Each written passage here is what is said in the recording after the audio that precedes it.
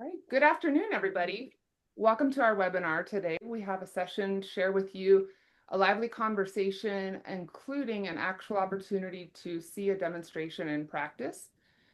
The focus of our session today is advancing teacher growth, leveraging simulations to support the Danielson Group's framework for teaching implementation.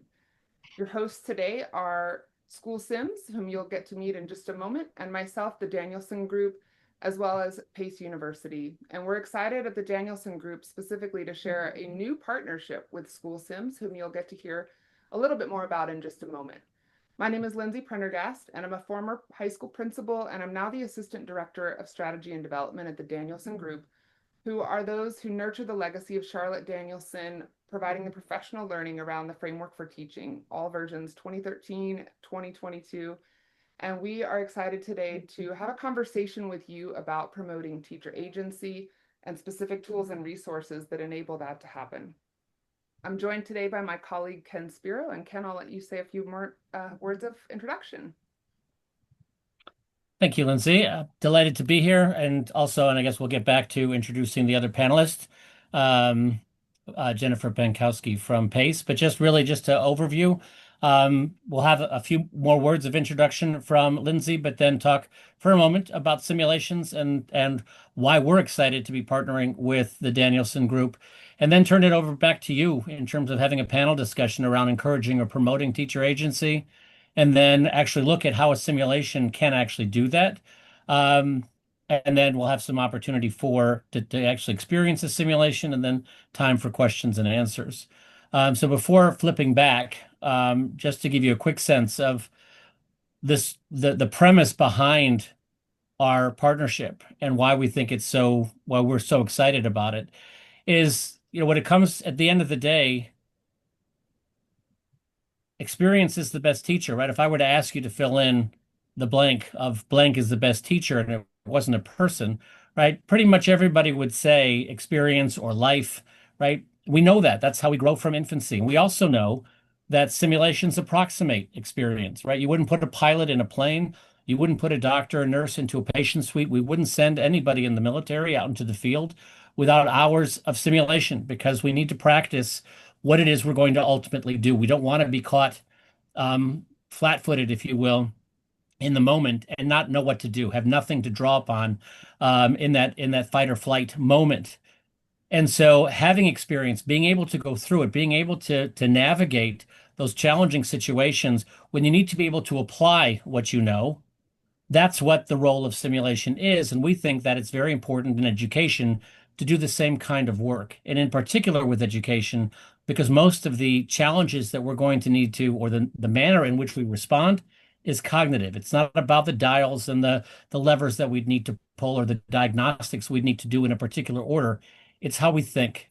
And so we need to practice how we think so that we can act, we can draw upon past experiences, we can draw insight from, and then have the opportunity to be able to be thoughtful in the moment, and using simulation to do that. And so what we do really is simulations, which are a kind of choose your own adventure exercise that are online, so they're eminently scalable. They incorporate a series of 6 to 8 decision points, because it's really important to be able to manage the flow of time. One of the things about practice is you can practice the decision, but in difficult decisions in which there's not necessarily the right answer, because not everybody's going to agree, it's also important that you have the opportunity to experience the consequences of your actions, right? Since there's not really a one and done, you're going to make a decision. It may go well, it may go poorly, but you still got to continue the lesson. You still got to come back the next day. You've still got to continue the conversation with that parent or your administrator, or whatever the case may be. And so it's important that you get to navigate that flow of time as part of that practice process. And it allows us to bring out the theory into practice. So when combined with the framework for teaching, both for educators as well as administrators, the opportunity to see in action, right? When it doesn't present neatly, when things are happening out of order or in combination across the domains, that's where that's where this application can be most powerful. So with that, we're delighted to throw it back to Lindsay in terms of having this wonderful discussion about this idea of the importance and how to promote teacher agency. So now we can come back and introduce Jennifer properly, and then have the conversation accordingly. Super. Jen, I'd love to hear a little bit about your background. We're so excited to have you, and I know the conversation is going to be a good one. Yeah, absolutely. This is a conversation that's near and dear to my heart. So, my name is Jennifer Pankowski. I'm an associate professor of special education at Pace University in New York City. Prior to coming to Pace, I was a New York City teacher. I taught special education in Brooklyn for 7 years. And I really value the use of simulations. I think that it's essential to both teacher and administrative prep. And yeah, very excited to discuss Great. all things. I love it. Thank you. Before we begin with some conversation, I want to invite our participants today who are out there joining us to know a few rules of the road here for operating. You may see in the bottom of your menu bar the chat function, and we are going to keep a close eye on the chat function. Just note that if you would like to share something back with the whole group, to make sure that you select the response for everyone. If you have a question specifically for the panelists ourselves, then you can select to just communicate with the panelists. And you are also welcome to post questions in the chat. Well, again, we will keep close an eye on Q&A and bring those questions forward throughout the conversation today, as well as allow a few minutes at the end for particular Q&A from between the conversation that Jen and I are going to have into the model of the actual simulation that you get to experience. As a starting point, we would love to know who's in the room with us today to understand the audience and ensure that we provide a meaningful experience. So if you'd open your chat and just simply drop in there a note, your name, where are you zooming in from today, and what role do you have in education or in whatever sector in which you work that brought you for this conversation. So Jen and I are going to continue. We have a couple of questions framing this concept around the idea of supporting teacher agency. And we are going to start, Jen, with I think a topic that's from my prior conversations with you that I know is near and dear to your heart. And we think about professional learning experiences. You inherently work in the field of teaching teachers, teaching leaders too, right? We think a lot about the need for educators to experience agency in that space of professional learning. Talk to me a little bit about what have you seen as examples of success in that arena? Where have you seen evidence that teachers really feel like they are driving their own professional growth and that they have voice and agency and autonomy in that space? That's a really great question, Lindsay. I think that it's exciting when it happens because a lot of times new teachers, novice teachers, aren't expecting it. Sometimes they have grown up not being in the driver's seat. They've been in the passenger seat for their education. And now when we're training teachers, we're telling them, we're taking off the training wheels, you're in charge, you decide left, right, center. And when I've seen it, the most successful is when there's really good collaboration in the school environment between administrators and teachers. So when teachers feel really comfortable being able to go to their administrator and say, hey, I think I could use a little support in this area. Or would you mind coming and observing me? I think that's really when we see the most agency. I think a lot of times assignments are thrusted upon them, right? I have to book an observation with my principal. I have to complete this task. But I find it most effective when they're the ones initiating those conversations, when they're saying, I think I'm doing this right, but I just want some feedback proactively. I love that. I think the feedback piece stands out to me as well, is that if we are going to ask teachers, especially those who might be in a dynamic where they're a little less confident or secure to take steps forward on their own, that feedback piece is going to give them the fuel, right? And set them up for success and saying, we've got a little bit of direction. We're scaffolding this process for you and enabling you to then to start to think about where does that apply in your current setting. I'm going to add a layer to the question as well, Jen. And I think we can expand on this piece of what do you think leaders need to let go of in order to help this happen for these teachers to experience agency? I think that sometimes the administrative function of checking things off of a checklist prevents leaders from really allowing teachers to have autonomy. I've had teachers tell me, my administrator says I have to have homework at least 4 days a week, and I need to do this on Mondays. And I think letting go of some of that and saying, I'm going to allow you to determine what you think is necessary for engagement. Obviously, meeting all of the educational standards, upholding that, but allowing teachers to kind of drive their car and say, you know what, I don't assign homework for this reason, but instead I do this as an extension activity. Or I engage families in a little bit different way, and this is how I do it. I often tell my teacher candidates, some of the best things I've learned are when I take off your training meals. They'll say, how many pages does this assignment have to be? What format do you want it in? I don't know. Read the assignment. Tell me what your interpretation of what I'm asking is. And if you're really off course, I'll bring you back in. But a lot of times allowing them to explore what that means, like, here's a standard. What's your interpretation of this standard? What does it mean? What does that look like in your classroom? Tell me what you're thinking.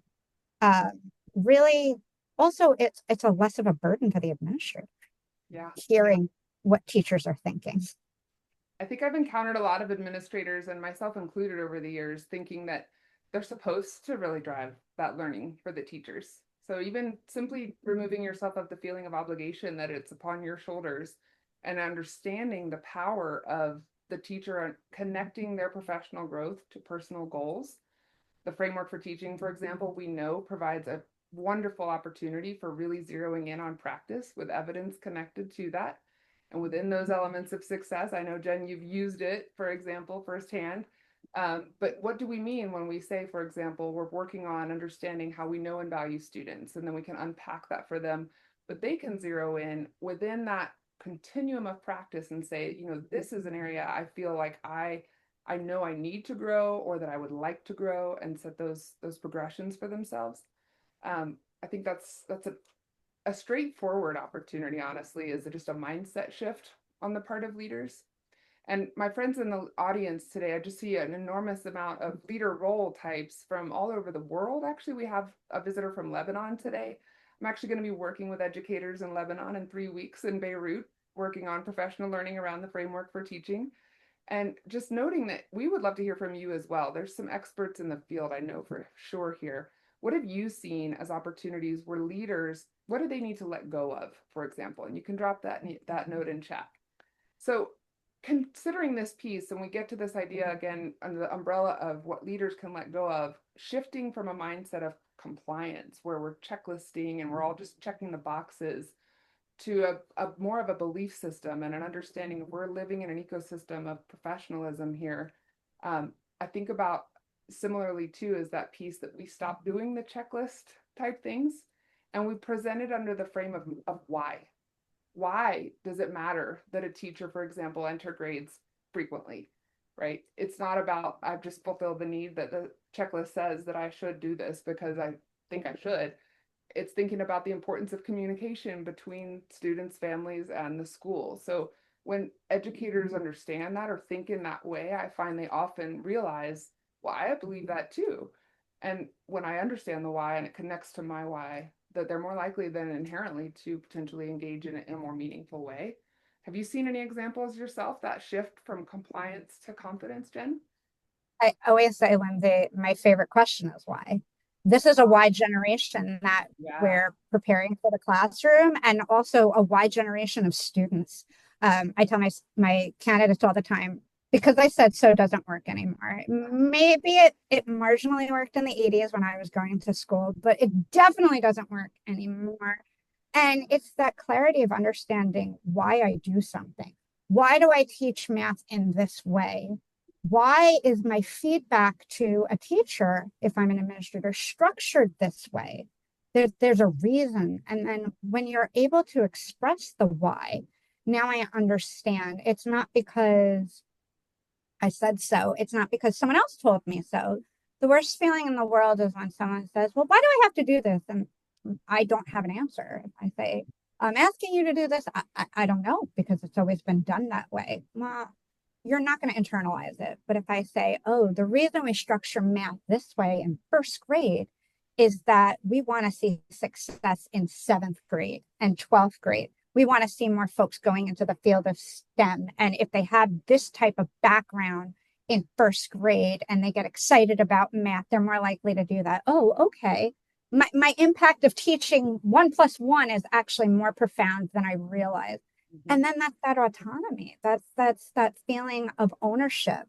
I can help determine what's going to happen to this young mind that's 5, 6, 7 with me when they're 25, 26, 27. I always tell students, I still remember my third grade teacher, Mrs. Winiarski, taught me how to read because I have severe dyslexia that wasn't diagnosed for the longest time. And when she understood the why I wasn't reading, I learned to read. That connects a lot for me around, again, what I mentioned a moment ago, of the understanding of the importance of, we intentionally placed in the updated framework, the redesign of the component 1B is knowing and valuing students, the precursor to then being able to plan instruction that we then understand how we deliver it. And it's not just about, for example, learning styles, right? But you felt seen in that experience, right? So I love that you brought that up. You know, I'm thinking a lot about a comment in the chat too, of the thinking about the change environment in which we hear the word change thrown around a lot right now, right? It's not new, but we certainly are potentially, we could certainly probably find data to support that it's more prevalent than it has been in recent decades, and more rapid, I would say. But I was talking to some educators the other day about the concept of this positioning teachers as the experts in their field when they're hired and they're given their classroom or their subject area to teach and asked to uphold the expectations of professionalism and expertise in that particular arena, the grade level or the department or whatnot. And then suddenly are asking them to constantly be in learner mode. And we know learning entails vulnerability, right? So we've changed the curriculum. Surprise, it's August, you're back. And guess what? There's an entire new reading curriculum. And they're in learner mode again. And this, the notion you've probably seen it, the matrix of unconscious incompetence, unconscious competence, conscious incompetence, conscious competence, etc. We think about where we're placing teachers in that matrix, if you will, in that quadrant, as we think about where their reaction is to being vulnerable and being willing to learn and being comfortable and ready to take ownership of their learning. If I'm not feeling competent, I'm going to probably be a little more defensive, and I'm not going to be like, yes, I can own this. I'm ready to grow and I'm going to tackle it, right? I need those experiences of efficacy, for example. I need to see where I've had success before. I need to be reminded of that by my leader. I need to be supported to understand that, yes, I'm asking you to be in a vulnerable position right now, but I'm going to support you in that space and not expect perfection next week that you've mastered this new material, for example. It's just, you know, thinking about all that we put on teachers in the current environment in response to so many needs and the rapid change that we're constantly faced with. I don't know, have you seen anything like that in your own work with so many different types of educators? Yeah, I always say that, you know, it's really hard to not know what you don't know. It's much easier to know what you don't know and be open to feedback. And I think this will piggyback off of what Ken's going to talk about in a little bit, is why I value simulation so much. And the first thing I always tell them, and what's in my rubrics with simulations, it's not about getting it right or wrong. It's about the experience and feeling comfortable and confident in that setting, because often we don't know what we don't know until we're thrust into it. And then it's like, oh, wow, I wish I would have handled that differently. But I've also never been in this environment before, and I didn't know how I was going to respond to it.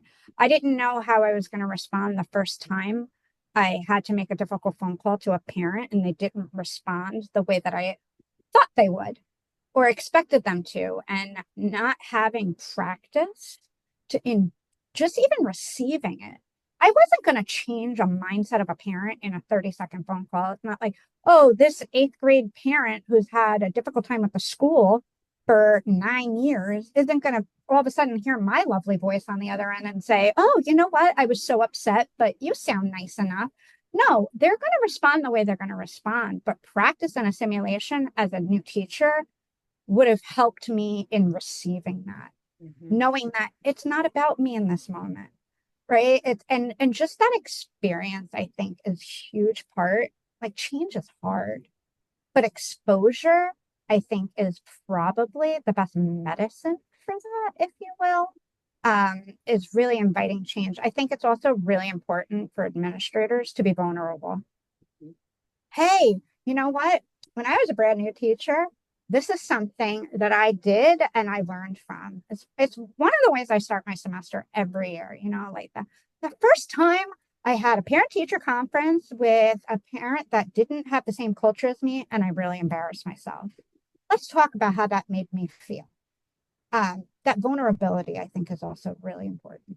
I would agree. Yep. I think about the opportunity in the simulation piece, which we will be definitely modeling a simulation in just a few minutes. The opportunity for repeated practice. Like you mentioned, that idea that when we don't know what we don't know, but what if there were that opportunity to practice, receive the feedback, then actually practice it again, which we don't get in real life, right? No. So one more piece, we'll talk a little bit about feedback and think about that piece of feedback that helps shut down or feedback that does help us grow.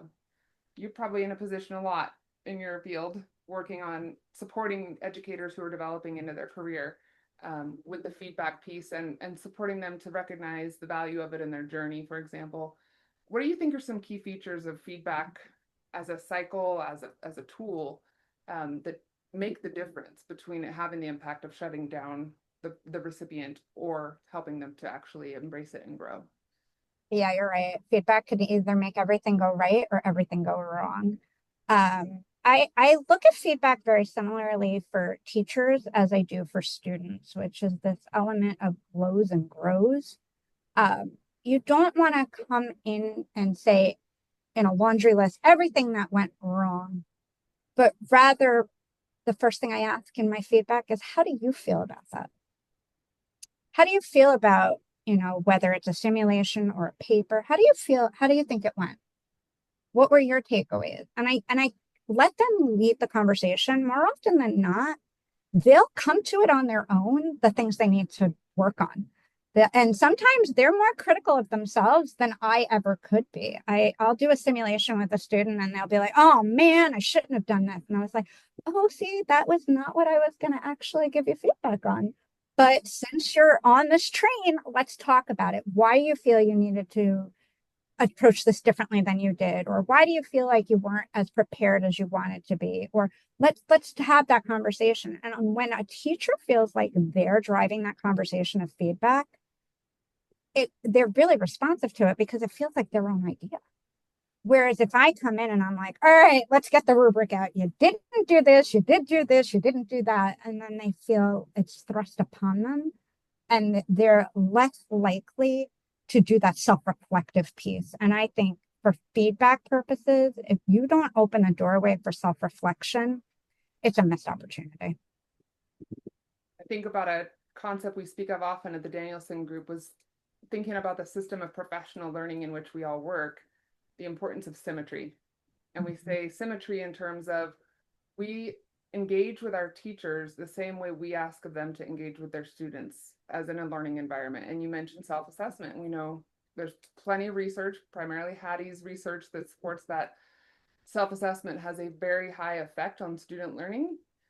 It has a very high effect on human learning, right? So I love that you brought that piece out, and we promote that piece when we think about the use of the framework as a tool beyond simply evaluation, but as a tool that really can drive professional growth when we want to engage teachers in that agency and then that personal ownership of their journey.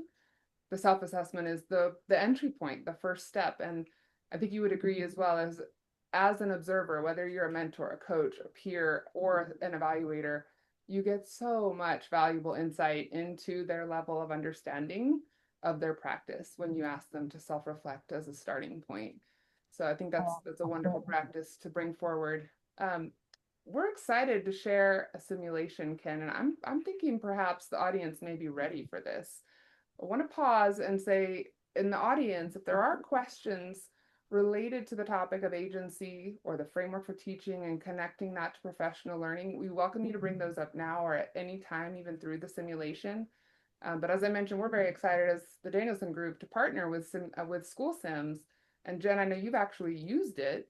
So there may be opportunity even at the end for us to debrief a little bit and connect what we saw in the simulation piece back to teacher agency, but back to the use of the sim. So Ken, do you feel ready that you would want to go ahead and jump into the modeling? Always ready. I Always figured. ready. Yeah, it's as you can imagine, I'm a carpenter with a hammer in my hand and everything looks like a sim. And it's always great to hear these as the conversations play out, right? Just the importance of this modality um to be able to, move the um to help people with the application of. And so often we get caught up in the domains are, the framework for teaching is so important and so comprehensive in terms of how it's set up. But life doesn't necessarily happen domain one and then domain two and then domain three and then domain four, right? Life happens. And so, in terms of being able to bring the framework to life, this modality, again, any kind of simulation, as Jennifer can certainly attest to in terms of their different forms of it, but the opportunity to engage in that practice is so important because, again, you have to be ready for that conversation with the parent when it doesn't go. Well, okay, so what do I do? That comes through practice, that comes through self-efficacy, that comes from a comfort level in being able to navigate, and that's how these two elements can come together. And, I realize that this is a little hard to see, but when we talk about a simulation, I just want to take a moment to explain what that is. First of all, they're online, so they're eminently scalable. And it is a choose your own adventure type exercise. And what's important is that when it comes to practicing, and especially in something, and we talked about that compliance versus development, um, many of the situations that, in fact, pretty much all of the situations, right, that teachers face and leaders as well are contextual by nature, which means you need to be cognizant of where you are, when you are, with whom you are, because as well as you know the domains and each element of the domains in terms of the framework, right, you need to recognize how you're going to apply it, and that depends. That depends on the student, the place, what about other students? What about are there parents? Is the administrator? All those things are, but what time of year, right? What type of school? What type of classroom? All these things are dependent, right? These are things that you just need to be aware of, and then be able to apply. So for us, the simulation always takes place in a context, not in your context per se, but it could be, right? These are inspired by real experiences of practitioners. And so the idea is we want to give you that opportunity to practice in a context because that's where you can then extrapolate. You can have an experience that is not based on the way we do things here, per se. Again, that question of why am I doing this? Well, in different places, we may get comfortable with the way it's done here and the way it's always been done here, but not necessarily because it's a good way. It's just the way it is, and the way it was done doesn't requires us to be able to be thoughtful about it. So we establish a context, what classroom, where it is that we're going to be exercising the opportunities in practicing skills. Then it's important to just recognize also that you're never in a vacuum. It's never just you and the student, or you and the parent, or you and the administrator, whatever the case may be. There's always a ripple effect. There's always people who are going to be affected at some point by your decisions or whose decisions are going to be affecting you, right? There's always that flow that is present, that is important that you be aware of, that systems thinking component, if you will. Then any decision that's complicated is probably complicated because of the underlying trade-offs, the pluses, the minuses, the consequences we're willing to deal with, and consequences we may not have anticipated, or the benefits that we're looking to leverage, right? Those are the things we're evaluating. So we want to get some understanding into what are some of the underlying trade-offs in dealing with a particular problem of practice, and also some potential opportunities for additional discussion depending on how you're using it. Because the simulations are so scalable, You can use them as part of professional development. You can use them, assign them to PLCs. You can give them to coaches to do one-to-ones with their proteges. You can have leaders going through them to understand, to practice. Well, if I have a teacher who's managing in this classroom and I'm observing it, how would I give them feedback? And to be able to practice that. And most importantly, at the bottom is if we take this whole package, if you will, how does it align to the framework for teaching? And what you can see is that it's not about happening in any order. It's going to have elements of each of the domains are going to be present in any particular simulation.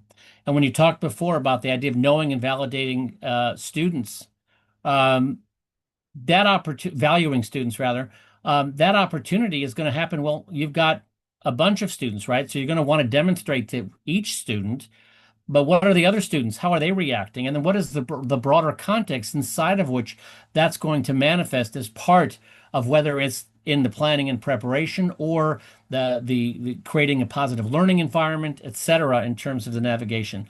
So this is our a one-pager, kind of a snapshot of what a simulation is. And then we have a whole library of, I'll just show this real quickly, of simulations. That's what we do, right? So we pick problems of practice, place them into a context, and then be able to give you the opportunity, give your teachers, either aspiring teachers or sitting teachers, the opportunity to practice. But there's also leadership opportunities, again, from the standpoint of being able to appropriately navigate when this is what, right, the most important, the product, if you will, is going to be the student.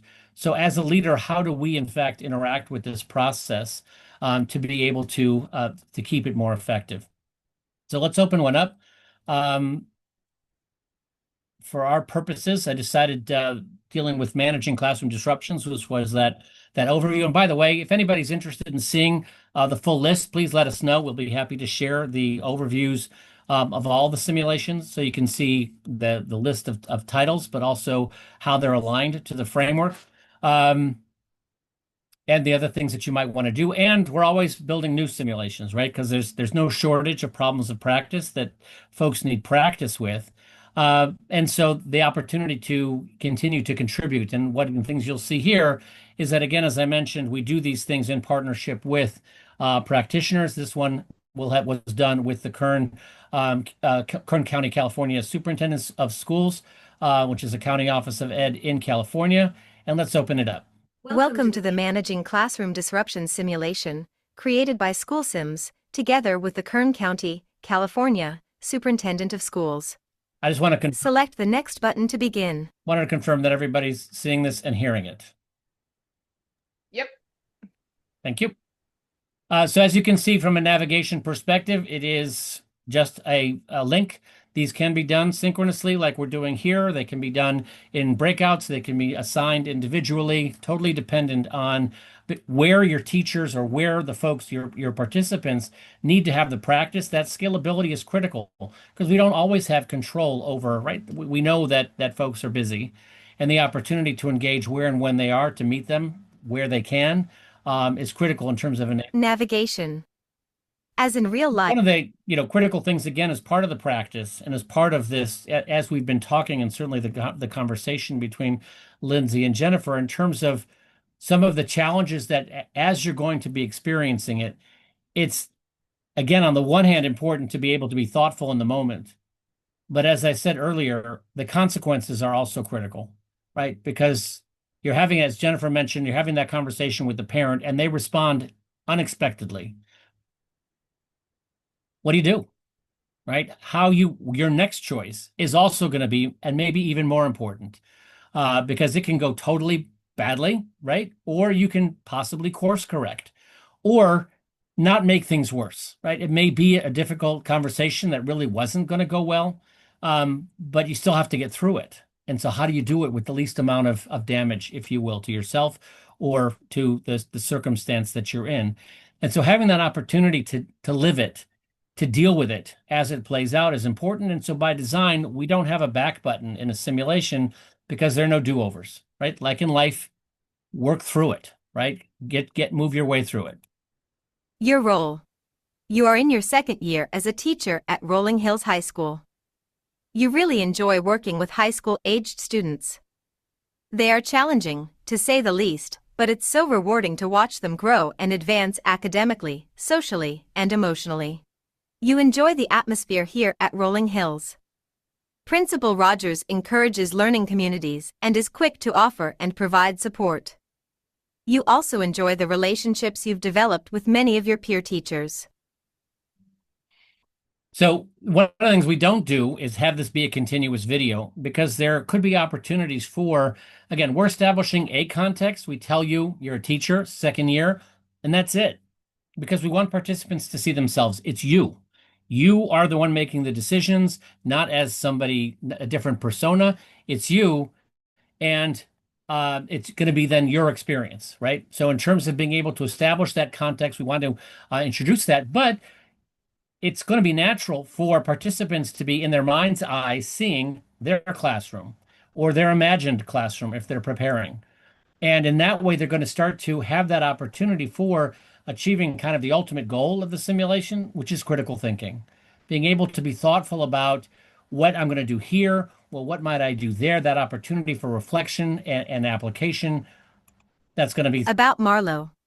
Marlo Sellers, a student in your 6th period English class, frequently disrupts, and it seems to be escalating day by day. Marlo is a student with a history of extreme, and occasionally violent responses to even the mildest redirection. You have spent the past months working with him to build a relationship where he feels respected. You have done this by treating him as an individual and modeling how to be respectful. He seems to relish the individual treatment that you have extended. He responds well when you assign him responsibilities in your class and give him a leadership role. However, in the past several weeks, something has changed. He is no longer responding to the strategy of being class leader or your redirects. Immediately after his latest outburst in class, you called your mentor, Amelia Salinas, to schedule a meeting with her. You've asked to meet with your mentor before school. As the meeting time approaches, you are unsure if you still want to meet with your mentor. You don't want to appear incompetent, however, she may have some effective strategies. So, will you meet with your mentor? You decide not to meet with your mentor. You know you may not have the perfect strategy, but also believe that you know the student the best, and finding a solution on your own will be a great opportunity for personal growth. You decide to meet with your mentor. You know that she has some wonderful resources and may provide a fresh perspective. So this is our first decision. In this case, working with our collaboration partner, they wanted to make sure that we incorporated this and allowed, and especially as we talk about this idea of promoting teacher agency, the opportunity for them to take ownership of themselves, right? But at the same time, there's a reason why not, right? Often when it comes to human behavior, it's not always doesn't always make sense when you're trying to determine intellectually if that's a good or bad choice, right? Of course, you should meet with the mentor, but why don't we always do that? And maybe that there are some concerns about appearing not on top of our game or not in control, and therefore we may sub-optimize, right, in order to address that feeling. So that is something that was important and is something that we put into this. I mean, you can choose to or not to. And by the way, you will experience the consequences either way, right? So you may get some insights that may help. And if you don't, you may have a situation in which you're going to have to deal with not knowing what to do. And so in terms of being able to make choices, this is where that choose your own adventure begins. And we begin on the path. And just to give you a quick sense of let's choose not to meet with the mentor, just in the interest of time. And by the way, if anybody's interested in seeing this, happy to go. We're not going to be able to get too deep into the simulation. As I mentioned, typically there's 6 to 10 decisions. But just to give you a sense of how this can be applied, and as you're thinking about deploying or improving the implementation of the framework, the opportunity for teachers to practice, the opportunity for leaders to also practice in terms of being able to understand or be reminded what it's like in the classroom, and also practice the opportunities for giving feedback. These are the kinds of things that we wanted to be able to demonstrate. Period begins.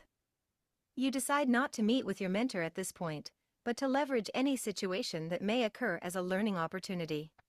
You begin your day feeling confident in your ability to handle anything thrown at you. It's the beginning of the last period of the day, and shortly into the lesson, Marlowe starts talking loudly as you are explaining the term of the week.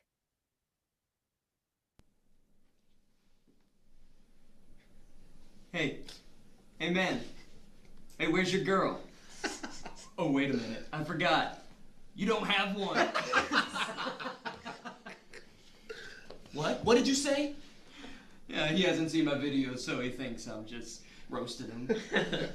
Oh, it's a trend where you insult or just be rude to somebody, and then you film their reaction. And then you can make it funny by adding videos or music on top of it. Whatever, I don't care. Just stop sticking your phone in my face. Okay, so we're obviously standing in front of the room, and now we're going to have to respond. Marlowe not responding. You use your go-to strategies that usually work with him, such as giving him a look and saying his name, but today, Marlowe just doesn't respond. He is clearly agitated and seems to want to push your buttons. He seems intent on disrupting the class and agitating Andrew. He continues to use his phone and film Andrew. How will you address his behavior? Consider the procedures/expectations/interventions you have or can implement to address the situation.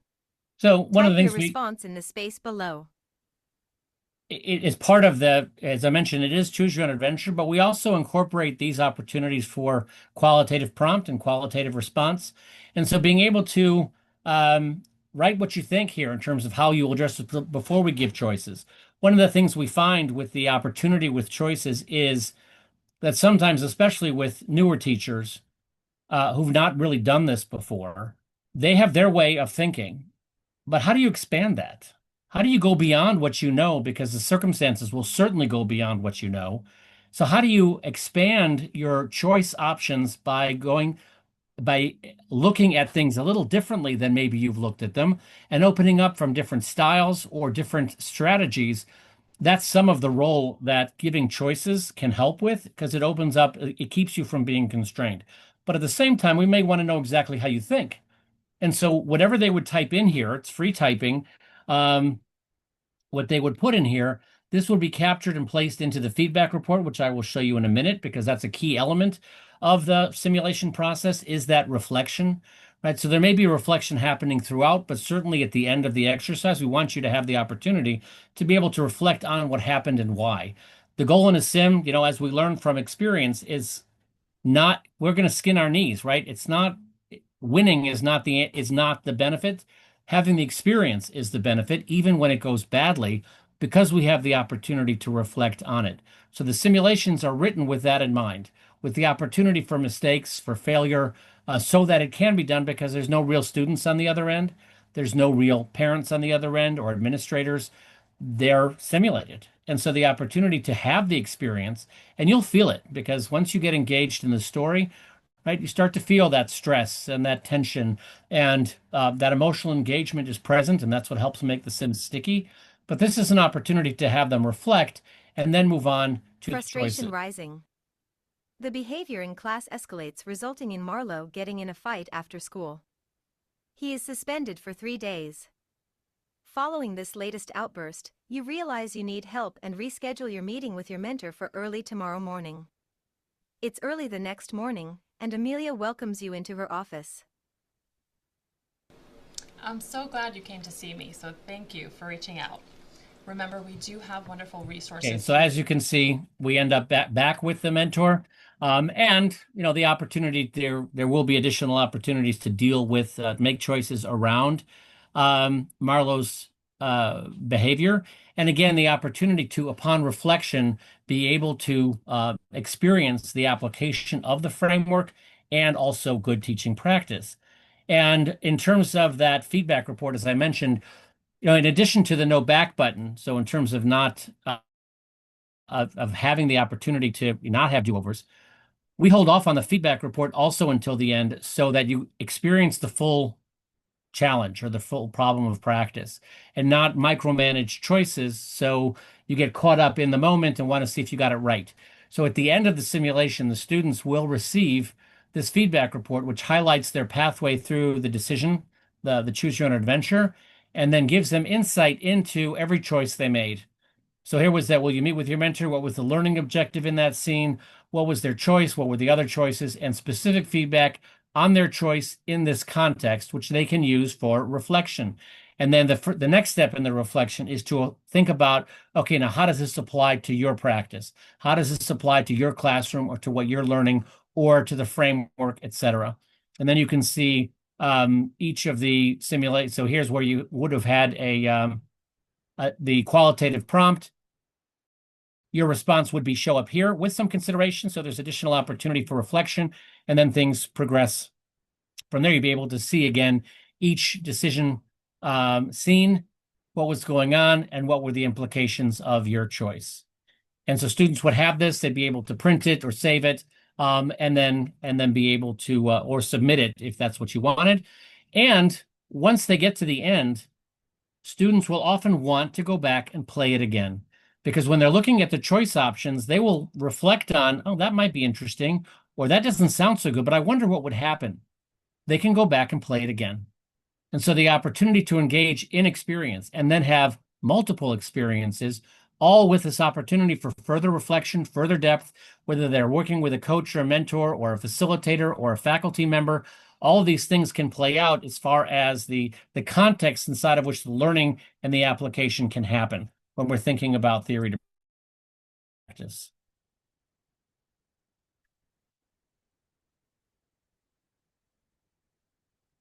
So again, we have, and happy to share the full list.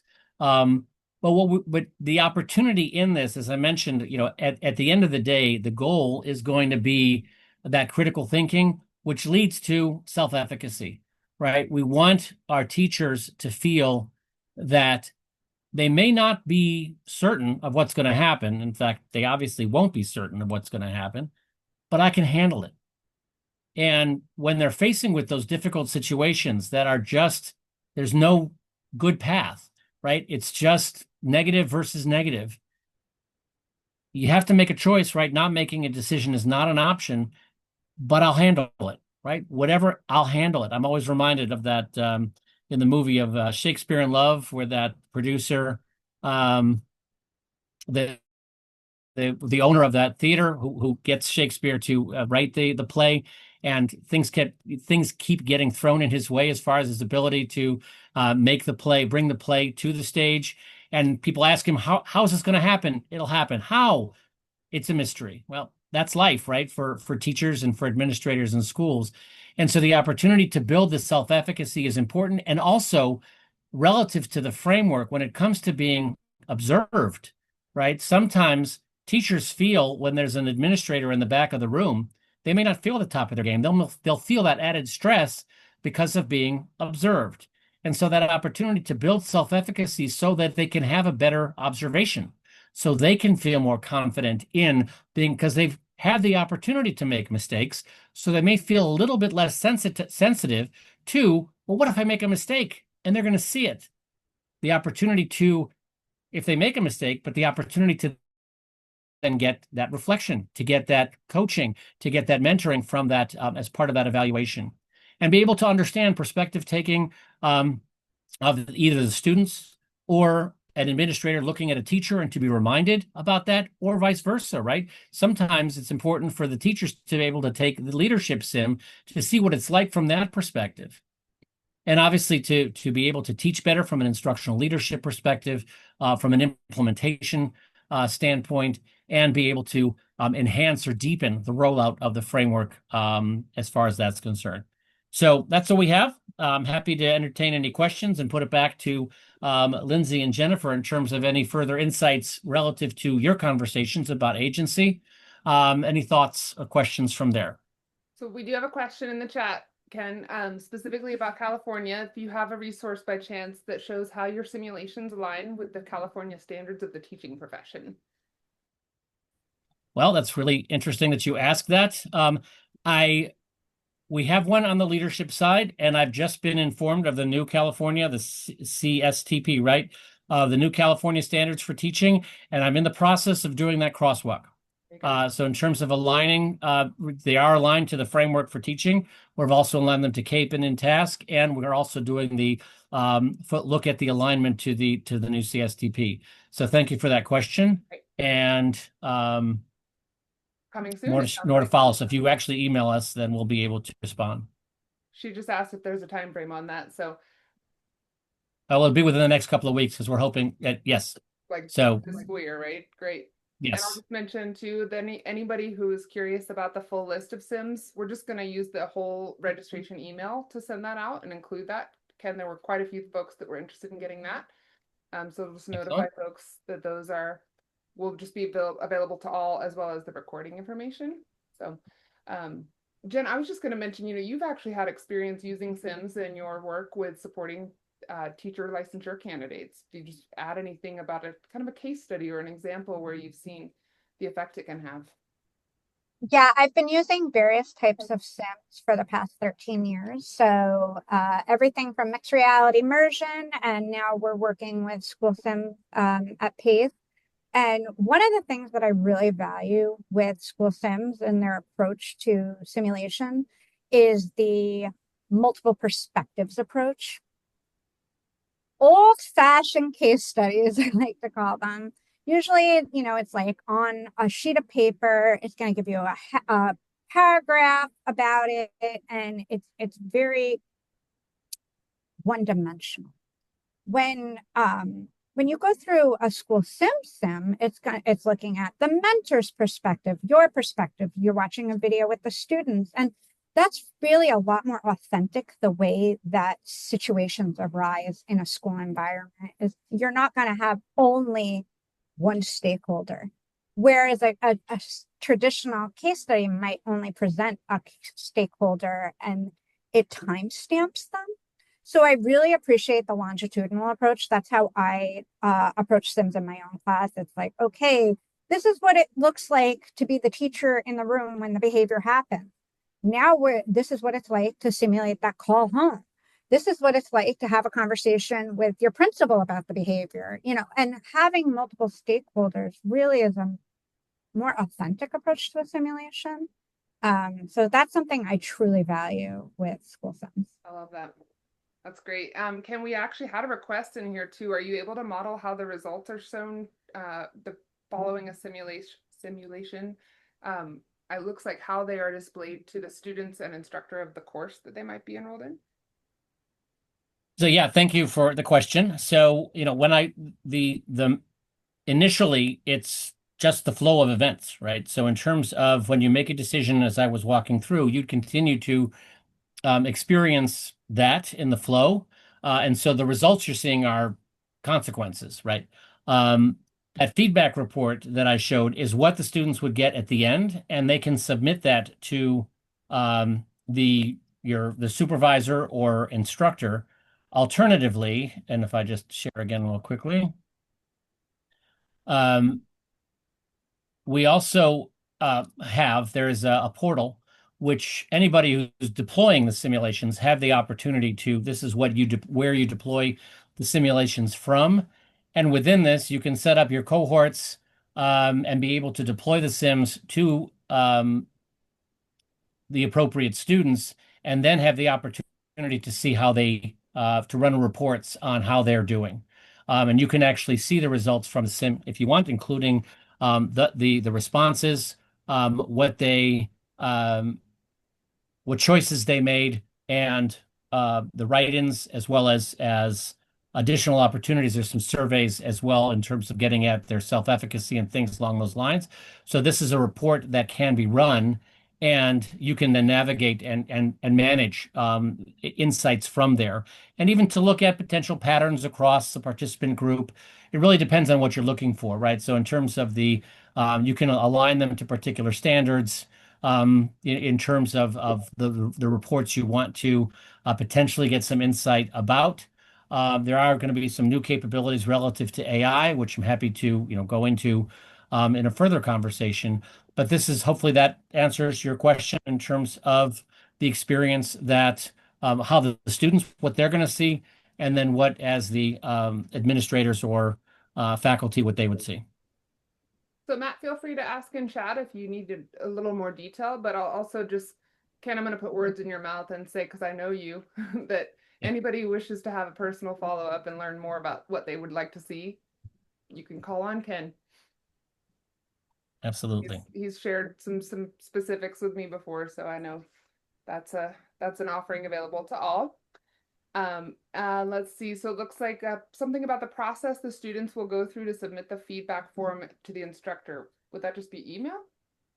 Yeah. So at the end of the simulation, after there's an epilogue, which kind of wraps and gives them a sense of where things are going in the sim at the end of the problem of practice. Again, those 6 to 10 decisions, things may have gone well, things may have not gone so well. Then it summarizes the experience, and then the next screen is the feedback report. And the first thing they can do at that point before they start going through it is save it or print it. And at that point, obviously, once they have it, then they can submit it. They just email it to the instructors, and then you have that record, as well as, again, you'd have access to that information in the portal. Super. All right. Oh, that's great. Gotcha. So that's This was a something that they've challenge. Okay. experienced before. Good to know. Well, since you probably experienced it, we've added capability in the portal to address just that challenge. So we've heard that feedback, and we have responded and have built up that capability significantly. Great. So we're thank at you the for top that, of the Matt. hour. And I'll just say thank you both for joining, and for the audience as well for coming to learn today. You will again all receive an email following up with the recording and contact information for Ken, contact information for Danielson Group if you are a framework user. And we are so grateful for your time in support of, again, using resources like this to support teachers' professional growth. So you are welcome to log off when you are ready, and we'll be closing the webinar in just a second. I am going to stop recording.